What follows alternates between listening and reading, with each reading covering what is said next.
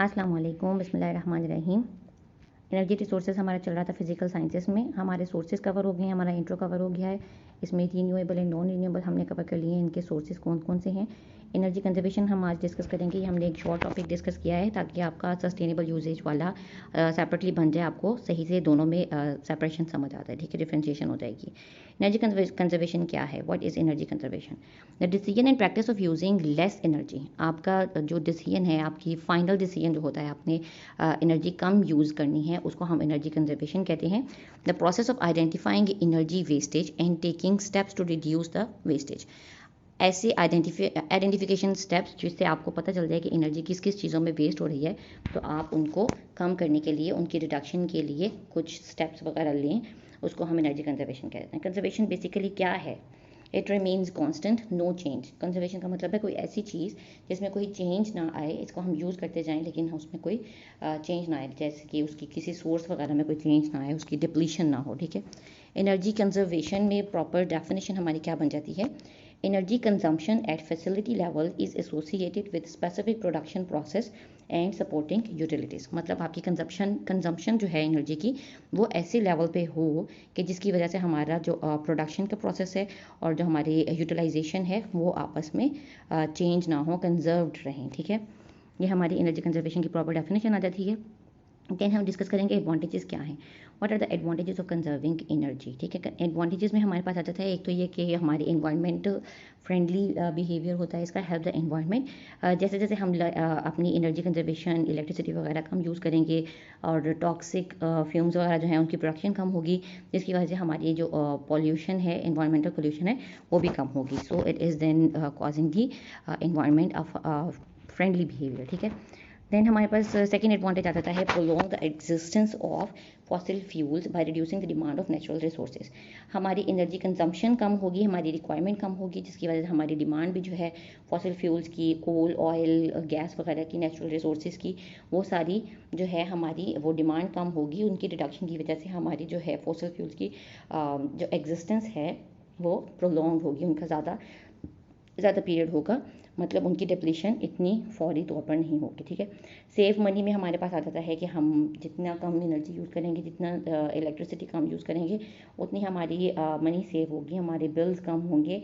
Like अगर हमने walking start की है तो हमारे पेट्रोल का बिल बचेगा। इस तरह की काफ़ी चीज़ें इसमें आ जाती हैं हमारे पास कि अननेसेसरी यूज़ ऑफ एनर्जी को हम अवॉइड करें तो हमारी मनी भी सेव होती है, ठीक है। तीन आगे एनवायरमेंटल आ जाता है, फॉसल फ्यूल से रिलेटेड आ जाता है और हमारा मनी सेविंग से रिलेटेड आ जाता है, ठीक है। वाई इट इज़ इंपॉर्टेंट, इसकी इंपॉर्टेंस क्या है? As primary energy resources are fossil fuels that are non renewable resources, fast usages will deplete their availability.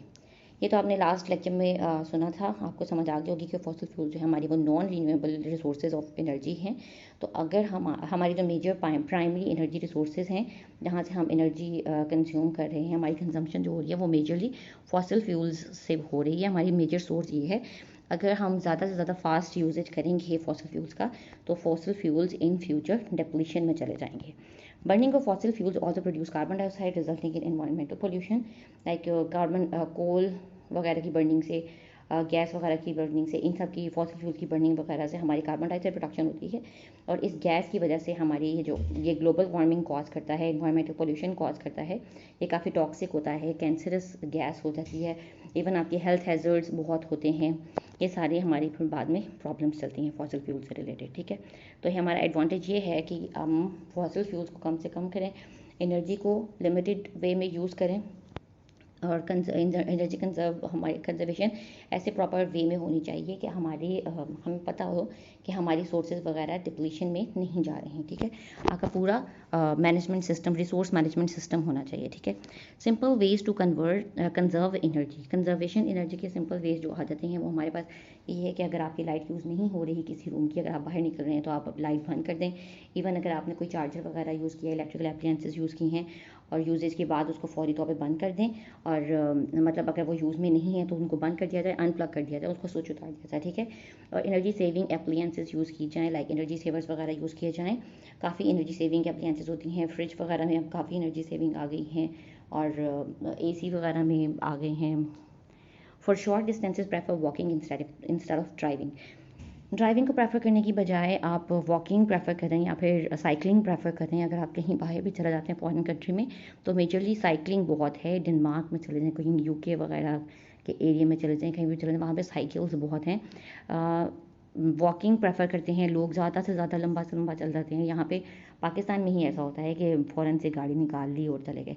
आप प्रेफर यही करें कि साइकिलिंग करें, वॉकिंग करें शॉर्ट डिस्टेंसेस के लिए। ये आपकी हेल्थ के लिए भी अच्छा है और हमारी एनर्जी कंजर्वेशन के हिसाब से भी अच्छा है, एनर्जी को बचाने के लिए अच्छा है, ठीक है। एनर्जी कंजर्वेशन मेथड्स में और आउटसाइड में हमारे पास क्या जाता है, अगर हम घर से बाहर जितने भी एरियाज़ हैं उसमें हम क्या कर सकते हैं एनर्जी कंजर्वेशन के लिए।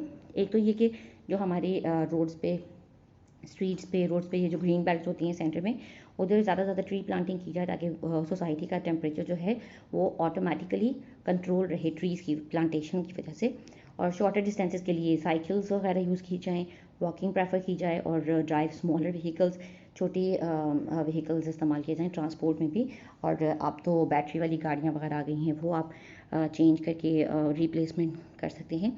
और घर के अंदर वही है टर्न ऑफ लाइट्स वाला, बल्ब्स चेंजिंग, लाइक लाइट्स को आप एनर्जी सेविंग लाइट्स के साथ चेंज कर लें।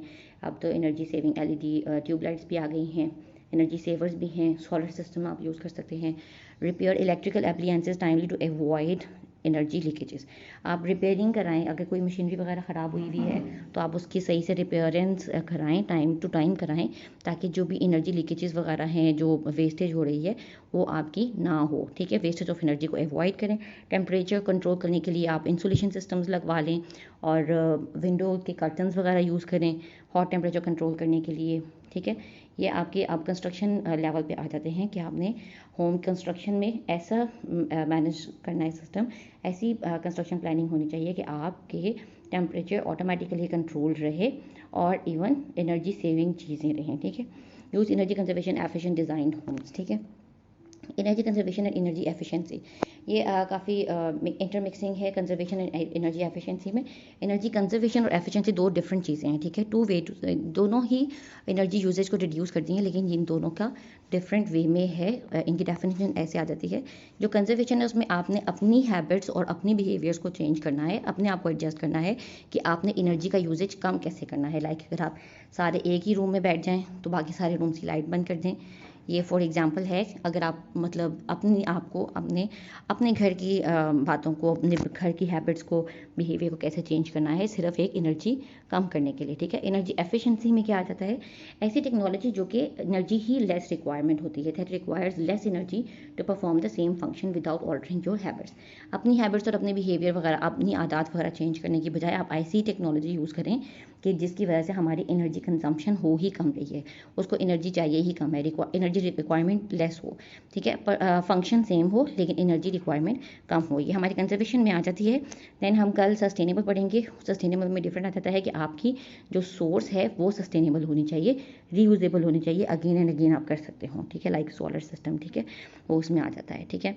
ये एनर्जी कंजर्वेशन और एफिशिएंसी में मेजरली यही है। कंजर्वेशन में आपने अपने आप को चेंज करना है, अपनी हैबिट्स को चेंज करना है। एफिशिएंसी में आपने अपनी चीज़ें चेंज करनी है, लाइक ट्यूब लाइट्स को आप एनर्जी सेवर्स के साथ चेंज कर दें। फ्रिज वगैरह ऐसी आ गई हैं जो आपकी एनर्जी कम कंज्यूम करती हैं, वो वाली फ्रिजेस ले लें, उसके ऊपर लिखा होता है। और एसी वगैरह भी अब ऐसे आ गए हैं नई टेक्नोलॉजी के, जिसमें आपका बिल वगैरह ऑटोमेटिकली कम हो जाता है, उसके लिए एनर्जी रिक्वायरमेंट कम होती है, ठीक है।